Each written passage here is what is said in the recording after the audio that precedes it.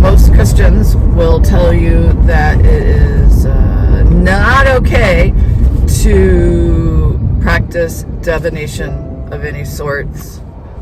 They're burning something, right, when they come out before church. So that's kind of like burning sage and incense that spiritual people do. And they also are notorious for performing exorcisms. So my thought is this: how did they learn so much about the demons and possession and exorcism, and who are they practicing on?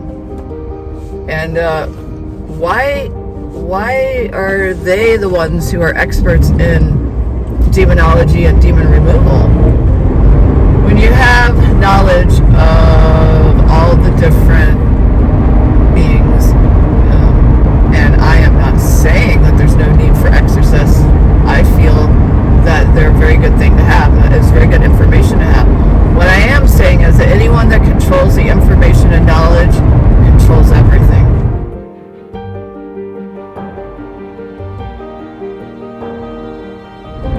Clearly it's not forbidden to know about this, and clearly they're not saying, no one's saying it doesn't exist. They're just saying that you are not qualified to have this information.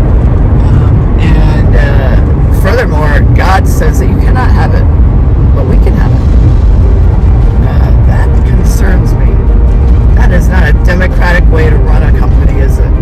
I don't think so. No, I don't like it. Religious texts were all channeled, so if psychic abilities are evil and not to be paid attention to, then why are we reading books that were channeled by psychics?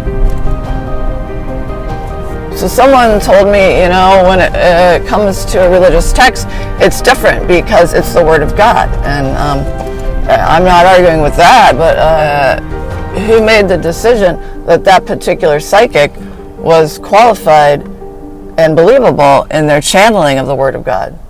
You can learn how to hack NASA or day trade or whatever by watching a YouTube video. So why aren't there any YouTube videos on how to perform exorcism? Actually, I've never looked. There may be, so I'll have to get back to you on that.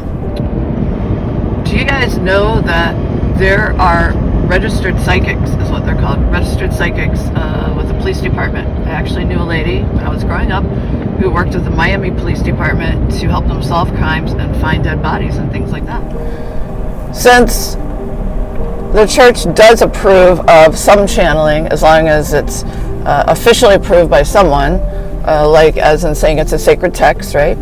Then not all channeling or prediction of the future, like we have Nostradamus, we have Revelations and everything, not all predictive information is necessarily bad or evil then, is it? If it is agreed that having a psychic awareness can be good and having some knowledge of what's going on behind closed doors or what may be hiding around the next corner could be helpful in your survival or like planning, so you can get the best possible outcome.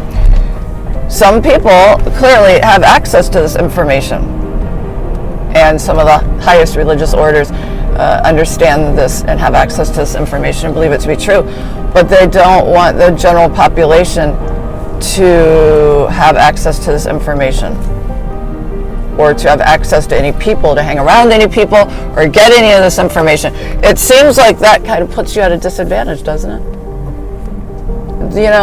People are hiding from something that is part of their makeup. It's part of their abilities. They've just been told that it's not okay to use it, It's kind of like nuclear fusion, right? You can kill people with it, or you can save lives by using it as an energy source and keeping people warm or whatever. It's open to interpretation. Don't let anyone else tell you what's good for you, what's right for you, what you're really seeing, what you're really hearing. Yeah, don't let people do that to you. What I'm suggesting is, hey, since all of these ways of being are so contradictory, that's what I see, totally contradictory, maybe I should examine it and figure out for myself what's best for me. That sounds like a win-win. Ones we're seeing are anything. They're just negative forces. Those are all. Yes, they are, but you're right. They are vibrating at very low frequencies because they can't vibrate at anything other than. It's about repeating patterns, fractals. So yeah, clearly you guys, you know quite well that it's all repeating patterns, and someone like Alex, that's what he does. He sees patterns and repeating things. So he's a wow, holy shit. Something just, my candle blew up. Hang on.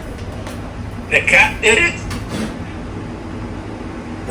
When I saw your expression, Alex, I thought it was at your house. Holy fuck. Okay, I gotta calm down for a minute. That has never, ever, ever happened. I have a candle burning in a glass. These are really expensive candles, you guys, with thick glass. I burn them, I leave the house. Okay, let me calm down. Okay, that means we are doing what we're supposed to be doing. You are saying what you're supposed to be saying. I believe it's a message, and it doesn't have to be a negative message, because of where you are right now. You're very protected. Sending you love and light. And you were just talking about cycles and repeating. And to me, what that means is we have to fucking break the cycle. Yeah, the low vibrational entities, they might be low vibrational, but they still have high tech, and they've been around a really long time. They're super intelligent. Just because you're low vibrational does not mean you're not intelligent. I think we know that. So, because of the nature of how their brains work, they do everything in groups with repeating patterns. Once you recognize this, it's very easy to see what's going on and who's around you. That was my thought process when talking about repeated patterns. That's when the candle blew up. Well, that's probably why they have me all, we're going to be going deeper and deeper, getting closer and closer to important events, and they want to make sure that we're all focused. That candle blowing up, that is like, I'm focused. Let's just put it that way. I was taking it seriously anyway. That's why I'm doing all the steps, but be on point, guys, now, because it's not a joke. It's not like we ever thought it was, but all right.